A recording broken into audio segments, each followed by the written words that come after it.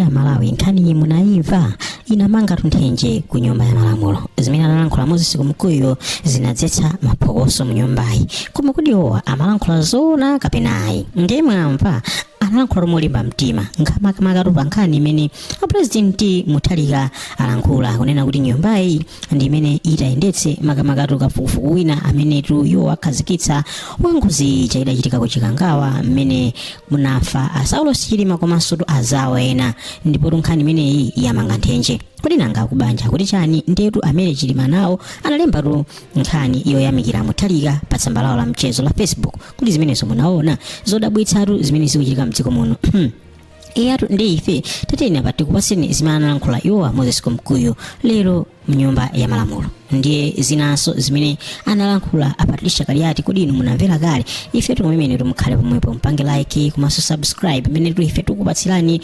speech ya Moses Mumkuyu wina atakuyankhula kunena kuti mkuluyu anadalitsika ndi kulankhula kaya ndizoona kaya tateni timvere limodzi Malawi. First submit that. But listening to the Honorable Minister of Justice, first I want to appreciate Honorable Minister for taking your time to give a response to this House. And let me also appreciate Honorable Mwanza Central.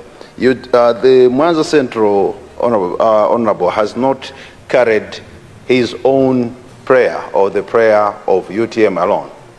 He, along with the other owner of the same question, are carrying a prayer for the entire nation. This is something that the country would want to see a closure on. The families would want to see a closure if possible. All those that lost their beloved ones and the nation at large would want to see this matter giving the responses that really would soothe our hearts and say, this is a true reflection of what happened to cause that accident. And listening to the Honorable Minister further, he indicates that this House will constitute a committee that should do the other investigation. It's a recommendation. Well, thank you for that. But I wanted to suggest, Honorable Minister, if possible, this House being a political house, and we will agree that this matter, in one way or another, has been politicized, whether directly or indirectly. And there is that possibility that leaving this kind of a crucial issue to Parliament and only bringing technocrats and other experts from outside as visitors into the committee may not really bring out the desired justice that Malawians would want to see.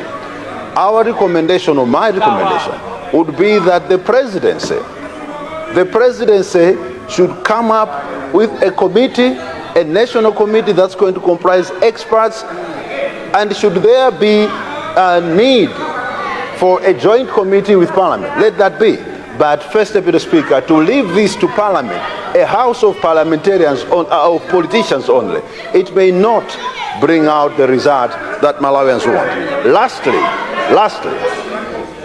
I would want to request that from the budget that is coming this week, the Honorable Minister of Finance must make sure that sufficient resources are allocated towards this inquiry. So the Honorable Minister of Finance has to make sure that there are sufficient resources.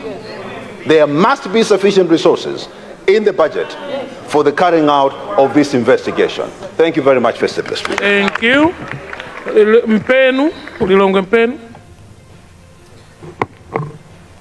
Thank you, Mr. First Deputy Speaker, sir. I would like to say, Mr. First Deputy Speaker, that the 10th of June, 2024, goes down in history as the most somber and solemn day in the history of this nation. Mr. First Deputy Speaker, our colleagues on the other side, the DPP, when campaigning, they told this nation that as soon as they got into office, they would put together a fresh inquiry into this tragedy. And we were we were all made pregnant with expectation that a fresh investigation into this tragedy would be conducted.